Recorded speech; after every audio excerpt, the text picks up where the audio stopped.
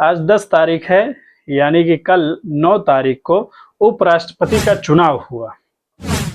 कौन जीता कौन हारा ये एक अलग मुद्दा है, लेकिन यहाँ पे एक मुद्दा ये है कि जब किसी को बी टीम कहा जाता है और फिर उससे जो है मदद तलब की जाती है, उससे कहा जाता है कि आप हमें सपोर्ट कीजिए, और फिर उसे जो है बी टीम भी कहा जाता है, तो ये किस तरह से जो है इंसान बर्दाश्त कर सकता है, कैसे जो है अपने आप को संभालता होएगा। दोस्तों, मैं बात कर रहा हूं असदुद्दीन ओवैसी के बारे में कि इनको जो है अभी कुछ ही दिन पहले इमरान प्रतापगढ़ी ने कहा था कि क्या इनका जो है बीजेपी के साथ गठबंधन खत्म हो गया, अघोषित गठबंधन खत्म हो गया। दोस्तों, सोचने वाली बात यह है कि जो तेलंगाना के सीएम हैं रेवंत रेड्डी जी और असदुद्दीन ओवैसी, इनकी दोनों की बहुत जो है गहरी दोस्ती है और एक दूसरे की रिस्पेक्ट करते हैं, एक दूसरे की इज्जत करते हैं। भले से जो है राजनीतिक मामला अलग हो, लेकिन आपस में अच्छा तालमेल है। तो फिलहाल अभी जो पहले के राष्ट्रपति थे जगदीप धनखड़, वो जो है इस्तीफा देकर के अपने घर पे सेटल हो गए। जो अभी वर्तमान में अभी जो आज या कल में विराजमान होंगे संसद की कुर्सी पर, संसद भवन की कुर्सी पर, उपराष्ट्रपति के कुर्सी पर जो विराजमान होंगे वो तो देखा जाएगा। लेकिन ऐसा कब तक चलता रहेगा कि जब जरूरत पड़ेगी तो असदुद्दीन ओवैसी आपके साथ, कांग्रेस के साथ खड़े होंगे, और जब जरूरत नहीं होगी तो आपको जो है नाकार दिया जाएगा, आपको हटा दिया जाएगा, आपकी जरूरत नहीं है, आप जाइए दूसरी जगह देखिए। यहाँ तक कि बिहार में वोटर अधिकार यात्रा रैली चल रही थी, लोग जो वहाँ के मुसलमान लोग थे वो चिल्ला चिल्ला कर कह रहे थे राहुल भैया, तेजस्वी भैया, एमआईएम को अपने साथ ले लीजिए। लेकिन सोचने वाली बात यह है कि ना तेजस्वी के ना राहुल गांधी के माथे पे शिकन तक नहीं आया कि ये लोग जो कह रहे हैं उसको हम सुने, मुंडी घुमा के देखे तक नहीं है। तो ऐसा कब तक चलता रहेगा? आखिर क्या मतलब मुसलमान जो है और असदुद्दीन ओवैसी की जो पार्टी है वो सिर्फ दूसरे को वोट करने के लिए, कांग्रेस को वोट करने के लिए ही बनी है, या जो है मुसलमानों का जो है कोई वजूद ही नहीं है भारत के अंदर?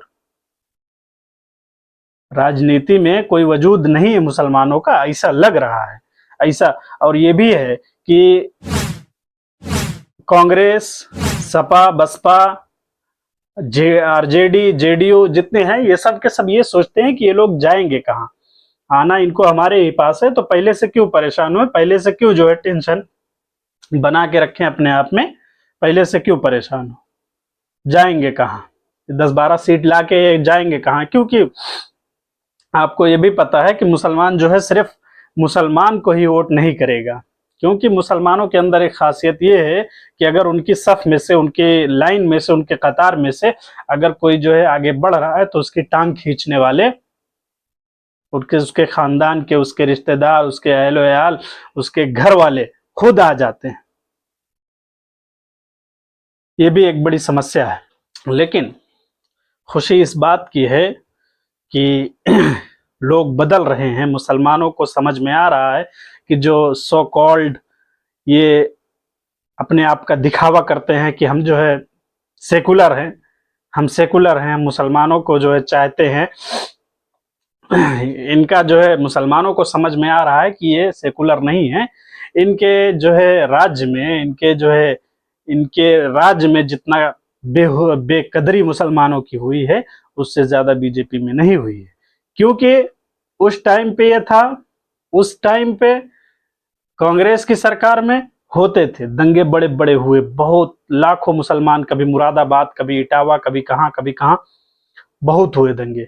लेकिन उनको जो है उस टाइम पे सोशल मीडिया नहीं था, उस टाइम पे इतनी बातें नहीं हो पाई, तो इस वजह से किसी को पता नहीं चला।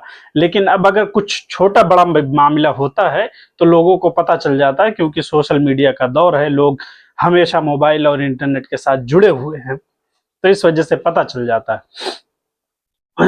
अभी जो है हाल फिलहाल में कांग्रेस, ये क्या बोलते हैं, उत्तर प्रदेश में 12 रबीउल अव्वल के, आज से 2 दिन पहले कुछ लोग जुलूस निकाले थे और जो है कुछ वहां पे हुड़दंगई किए तो पुलिस ने उनको पकड़ा और बेकदर जिस तरह से नहीं मारना चाहिए था उस तरह से उनकी पिटाई की, यहाँ तक कि वो लोग लंगड़ाते हुए चल रहे थे, उनका जुलूस निकाला कि।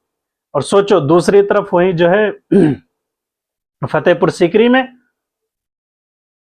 पूरी की पूरी पूरा का पूरा मकबरा तबाह कर दिए, किसी पे एफआईआर तक नहीं हुआ। तो इसीलिए कह रहा हूं मुसलमानों, अभी भी कह रहा हूं कि भारत के मुसलमानों, आपके पास अभी कुछ दिनों का टाइम है, अपने आप को संभाल लो, अपनी एक क़यादत बना लो, एक प्लेटफॉर्म पे आ जाओ, एक झंडे तले आ जाओ और एक अपनी पार्टी चुन लो जो तुम्हें तुम्हारा हक दिला सके। जब तुम यार कैसे, मतलब तुमको नहीं समझ में आता है कि जो हमारे लिए लड़ रहा है अगर हम उसको कुछ देंगे ही नहीं तो हमारे लिए लड़ेगा कैसे? आपको नहीं समझ में आ रहा है कि जब 377 लोग एक साथ एक आदमी को घेरेंगे तो वो कहां तक चलेगा यार? संसद भवन में कितने हैं? अकेला बोलने वाला ओवैसी है ना तुम्हारे लिए। उसको जब बीजेपी के सांसद, कांग्रेस के सांसद ये सब के सब घेर लेंगे तो अकेले कहां तक बोलेगा यार? अकेले कितना लड़ोगे तुम ही बता दो।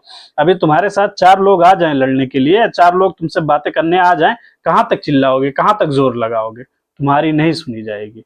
और अगर यही रवैया रहा मुसलमानों, और अगर यही रवैया रहा, तुम बी टीम और जो है सेकुलर पार्टियों के चक्कर में पड़ते रहे तो वो दिन आएगा, वो दिन आएगा कि तुमको जो है उखाड़ के फेंक दिया जाएगा, उखाड़ के फेंक दिया जाएगा। तुम कहीं के नहीं रहोगे, न खुदा ही मिला न विसाले सनम, न इधर के रहे न उधर के हम। न तो तुम्हारी कांग्रेस पार्टी होगी, न सपा होगी, न बसपा होगी, न आरजेडी होगी, कोई नहीं होगा तुम्हारे साथ।